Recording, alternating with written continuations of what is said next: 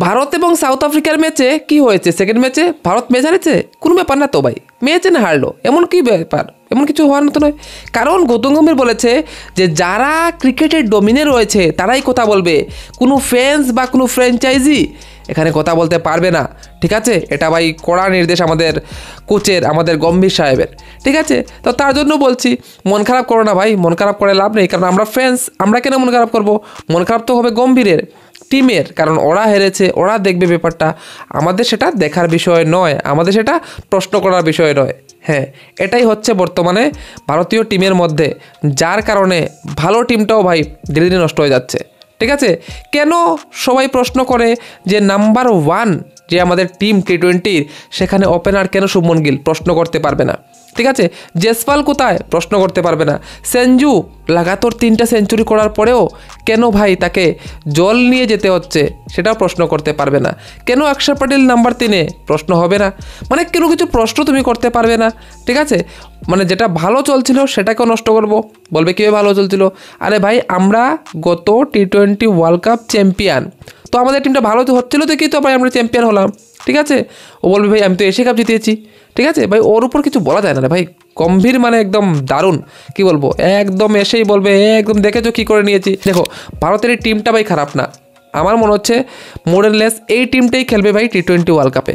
কিন্তু প্রশ্ন হচ্ছে কি ভাই, টিমকে নিয়ে বা প্লেয়ারকে নিয়ে নেয়, প্রশ্ন হচ্ছে মাইন্ডসেটকে নিয়ে। ভারতীয় প্লেয়ারদেরকে যদি এইভাবে রদবদল করা হয়, তাহলে কি সঠিকভাবে ভারতীয় প্লেয়াররা ভাই ভালো করতে পারবে? যে প্লেয়ার নাম্বার 3-এ এসে, আমি তিলক বর্মার কথা বলছি, দারুণ ব্যাটিং করেছে। আমি সূর্যকুমারের কথা বলবো ভাই, ও ক্যাপ্টেন, ও নিজে 3 নম্বর পজিশনে ভাই ভারতের জন্য একদম ধোঁয়াধার ব্যাটিং করেছে।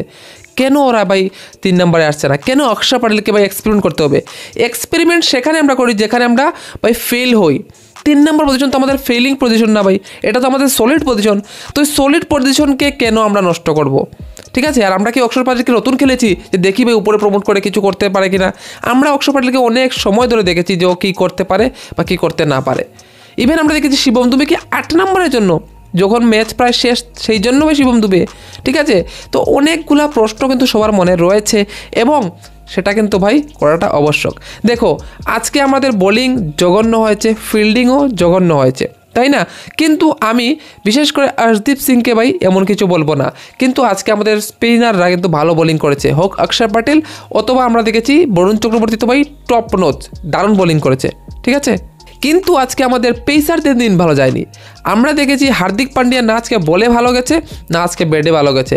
অর্শদীপ সিংয়ের কথা বলে লাভ নেই রে ভাই, আজকে এত হোয়াইট দিয়েছে ভারত, মোট 16টা হোয়াইট দিয়েছে আজকে।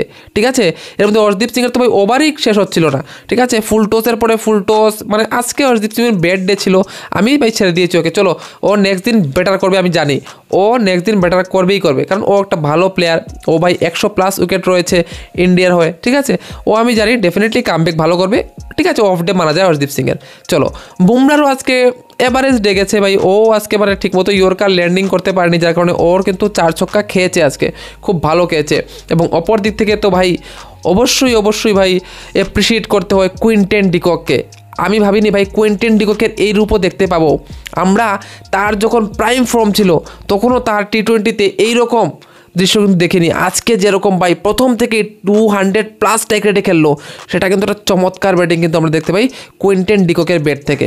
ঠিক আছে, এবং সাথে আমরা দেখেছি হোক ভাই, আমরা দেখেছি ডেভিড মিলারের কথা বলি, আমরা যদি কি ব্রেভিসের কথা বলি, ঠিক আছে, ডেনমান ফেরারের কথা বলি, তো ওরা কিন্তু তাদের যে নির্দিষ্ট জায়গায় যে রানটা করতে হবে সেটা কিন্তু তারা ঠিক করে গেছে, এবং যার জন্যই ভাই 213 রান করে নিয়েছে এবং 214 রানের একটা বিশাল টার্গেট দিয়ে।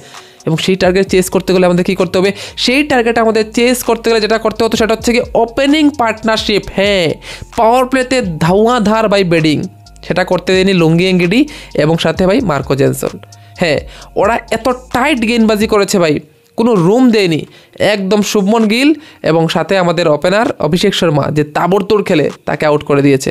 এবং তারপর তো ভাই কী আর বলবো, একটা ব্যাটসম্যানও ঠিকমতো খেলতে পারেনি। বিশেষ করে হার্দিক পান্ডিয়া এবং অক্ষর প্যাটেলকে দেখেছি আমরা স্ট্রাগল করতে। আর অক্ষর প্যাটেলকে কেন বলবো ভাই, ও দেখছে ওর একটা সাইড থেকে উইকেট পড়ছে, তো ভাবছে সময় থেকেই তারপর মারবো।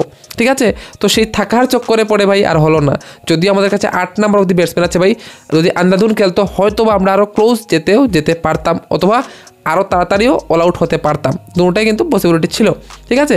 এবং হার্দিক পান্ডিয়া প্রথম ম্যাচে যেভাবে ভাই ব্যাটিং করেছে সেই ব্যাটিংটা কিন্তু হার্দিক পান্ডিয়ার কাছ থেকে এই ম্যাচে দেখতে পাইনি। ও ভেবেছিল একটু রেসপন্সিবিলিটি নিয়ে তারপর মারবে, তারপর হাত খুলবে, কিন্তু সেটা আসলে আর আলটিমেটলি শেষ অবধি হয়নি, তাই না। এবং তিলক বর্মা একটা দিক থেকে ভাই চেষ্টা করে যাচ্ছিলো এবং ভালো ব্যাটিং করেছে, 50+ রান করলো এবং ভালো স্ট্রাইক রেটে কিন্তু করলো, ও একটা পজিটিভ বলতে পারবো। ইভেন জিতেশ শর্মা সহ কিছু হিটিং করলো, ভালো হিটিং করলো, কিন্তু তখন প্রায় ম্যাচটা শেষ হয়ে গেছে, প্রায় এক ধরনের শেষ হয়ে গেছে। তো ম্যাচের কথা বলতে গেলে ওদের বোলিং টু গুড, ওদের ব্যাটিং টু গুড, অবশ্যই ভাই তিনটা ফর্মেটেই ওরা আজকে ভালো করেছে ফিল্ডিং থেকে ধরে, ঠিক আছে। দ্যাটস ওয়াই ওরা কিন্তু এই ম্যাচটা একদম কমফোর্টেবলি 51 রানে জয় করেছে। 51 রানে বোঝা যায় ভাই, এটা দারুণ জয় কিন্তু আমরা দেখতে পাই তাদের কাছ থেকে। এবার চলো আসো ভাই আমাদের যে ভুলগুলো হয়েছে সেখানে দেখি।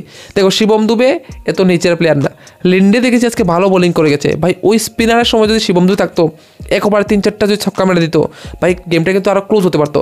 কারণ আমাদের ফিনিশার হচ্ছে জিতেশ শর্মা, জিতেশ হার্দিকের হচ্ছে ফিনিশার, তো ওদেরকে রাখাই হয়েছে যাতে ভাই যারা ফ্লোটার আছে তারা ফ্লোটিং করে তারপর ফিনিশিং করবে। টিমটা কিন্তু খারাপ না ভাই, টিমটা কিন্তু অনেক ভালো আছে। হ্যাঁ বলতে পারি আমরা ওপেনার যদি সেঞ্চু স্যামসং হতো আরও ভালো হতো, ঠিক আছে। মিডল অর্ডারে শিবম দুবের জায়গায় যদি আমরা রিঙ্কু সিংকে দেখতে পেতাম হয়তো ভালো হতো, কিন্তু শিবম দুবে ভাই সাথে বোলিংও করে, তাই ও পার পেয়ে যাবে, ওই খেলবে। ইভেন ও না, শুভমন গিলই খেলবে। মানে যে টিমটা দেখতে পাচ্ছ ভাই মোর এর লেস এই টিমটাই খেলছে আমাদের T20 ওয়ার্ল্ড কাপ। কিন্তু প্রশ্ন হচ্ছে শুভমন গিলের ফর্ম নিয়ে, প্রশ্ন হচ্ছে সূর্যকুমার যাদবের ফর্ম নিয়ে। তারা কিন্তু ফর্মে নেই, দুজনের মধ্যে দুজনই ভাই অনেকগুলা ম্যাচে কিন্তু জুটছে। তো সেই জায়গায় দাঁড়িয়ে ভারত কি পারবে তৃতীয় ম্যাচে কামব্যাক করতে? অবশ্যই পারবে, এটা আমার বিশ্বাস আছে। কারণ ভারতের এই টিমের যে প্লেয়ারগুলো আছে তাদের মধ্যে পটেনশিয়াল তো 100% রয়েছে। ইভেন বোলিং লাইনআপটাও আমি বলবো খুবই ভালো। হ্যাঁ 200 রান আজকে করে নিয়েছে সাউথ আফ্রিকা, কারণ আউটস্ট্যান্ডিং ব্যাটিং করে নিয়েছে ভাই কুইন্টন ডিকক, আউটস্ট্যান্ডিং। এবং আজকের ইয়ার ভারতের বোলিং একদম মানে মনে হচ্ছে যে ডিউর কারণে হয়তো, কিন্তু ওরা লাস্টে অনেক ভালো বোলিং করেছে। ভারত তো ভালো বোলিং করতে আজকে পারেনি। ভারত আজকে অনেকটা ফুল টস দিয়েছে, অনেকটা এক্সট্রা রান দিয়েছে, যার দরুন গিয়ে ভাই 200+ স্কোর হয়েছে। এবং সেই প্রেশারটাই ভারতকে আজকে হারতে বাধ্য করেছে। 51 রানে ভারত হারলো এবং অল আউট হয়ে গেল ভারতের এই টিম, ঠিক আছে।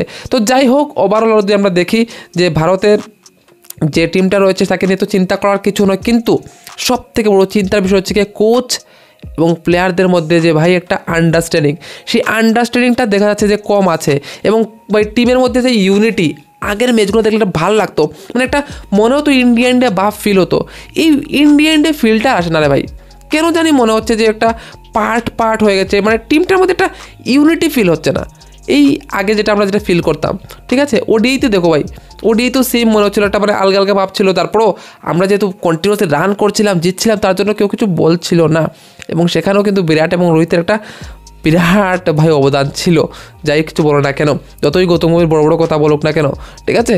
তো যাই হোক, অবশেষে আমরা দেখতে পেয়েছি ভারত সেকেন্ড ম্যাচ হেরে ভাই 1-1 সিরিজটা কিন্তু এখন বরাবর হয়ে গেছে। এবার দেখার বিষয় যে এই সিরিজটা তৃতীয় ম্যাচে কে ভালো করে। তোমাদের কি মতামত অবশ্যই কমেন্ট সেকশনে বলে দেবে, এবং ভিডিওটা ভালো লাগলে সবার সাথে শেয়ার করে দেবে, এবং ক্রিকেট রিলেটেড এই ধরনের ভিডিও দেখার জন্য আমাদের চ্যানেলটাকে সাবস্ক্রাইব করে দেবে। দেখা হচ্ছে তোমার সাথে অন্য একটা ভিডিও দেখার জন্য। Bye bye.